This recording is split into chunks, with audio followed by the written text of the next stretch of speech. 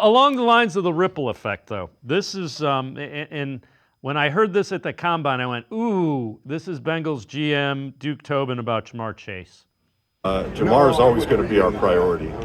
He's a fantastic football player. He's going to end up being the number one paid non-quarterback in the league. We're there. Let's get it done. The earlier we can do some of this stuff, the freer it gives us to build the rest of the team. We have other needs that we want to build, and so we want to get these kind of things done early enough to where we can really focus on building out the rest of the football team. But they're all priorities to us. But the ones that aren't signed are the ones that are on the table first.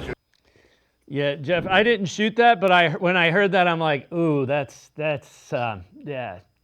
There's a reason guys like Andrew Berry won't talk about contracts in public, and that is one of them. So, but you got Chase, you got Higgins, you got Micah Parsons. All those guys are looking at that contract going, Well, first things first, the earliest point to do this, Duke Tobin, was last 1 year ago.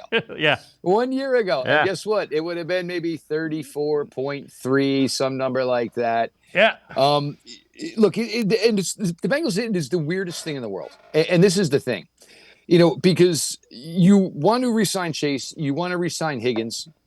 They're both represented by the same agency. How does that work? Even for both guys to agree to that, how does that work? How does the agent have you best when your teammate's there as well? How is he fighting for every dollar?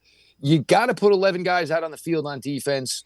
Look, I'm assuming that's still their, inclination is to give Jamar Chase all that money, because if you didn't do it last year, which you should have, now he went out and won the Triple Crown, Jamar Chase. So obviously, yep. I'm going to tell you right now, you can't go, it's got to be, I would say it's got to be 145. Yep. I mean, it's got to be like, it's got to be $43 million if you're Jamar Chase. That's where you want to be. This is the amount of money that it cost the Bengals yesterday. T. Higgins, honestly, at this point, look, and it is not a knock on T. Higgins. T. Higgins is a great player. You just got to give it up. There's no way you can coincide with both these receivers and now having Joe Burrow on the contract extension. You're never going to be able to field the defense.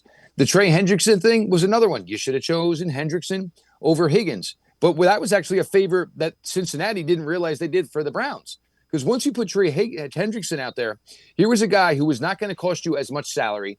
He was not going to cost you as much to trade for. Yes, he's a little bit older than Myles, but he has had over 35 sacks the last 2 years combined. That kind of dulled the market for Myles, because anybody said, well, I need a big game pass rusher. Oh, my God, I don't have to pay that price. I can actually pay a price that might be manageable for me and my franchise.